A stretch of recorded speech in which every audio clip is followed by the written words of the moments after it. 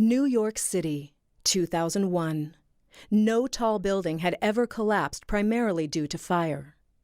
But that's exactly what investigators believe happened to the 47-story World Trade Center Building 7 on September 11th.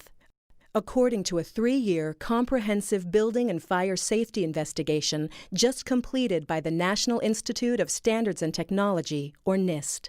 World Trade Center 7 collapsed because of fires. We really have a new kind of progressive collapse that we have discovered here, which is a fire-induced progressive collapse. And in fact, we've shown for the first time that fire can induce a progressive collapse.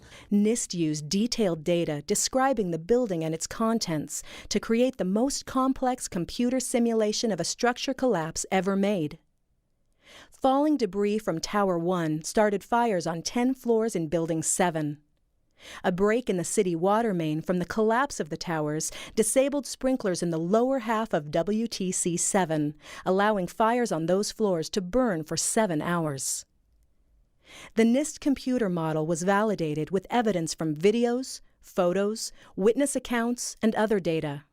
It shows that heat from fires expanded long support beams, causing connections and floors to fail. So you look at the floors failing here, and eventually this column 79 is going to buckle, it fails, and then the entire vertical progression takes place. The buckled column caused additional collapsed floors and falling debris that removed support from adjacent interior columns. A chain reaction then caused other interior columns to fail in quick succession. The outside shell of the building fell.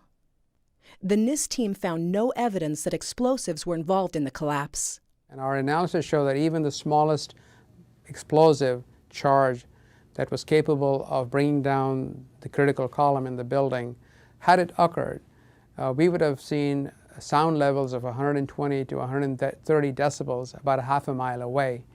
That would have been an incredibly loud sound, and that sound was not picked up by any of the videos or witnesses that we have talked to. The team found that World Trade Center 7's design was generally consistent with the relevant building codes when it was built. Our high-rise buildings in this country are very, very safe. Having a collapse of this nature is a very rare event. Nevertheless, to ensure that buildings do not collapse in fires, even when sprinklers fail or are not present, the Nist team urges reevaluation of the fire performance of structures with long-span floors and other design elements similar to WTC 7. The team's report also calls for stronger codes, standards, and practices so that other buildings don't suffer the same fate.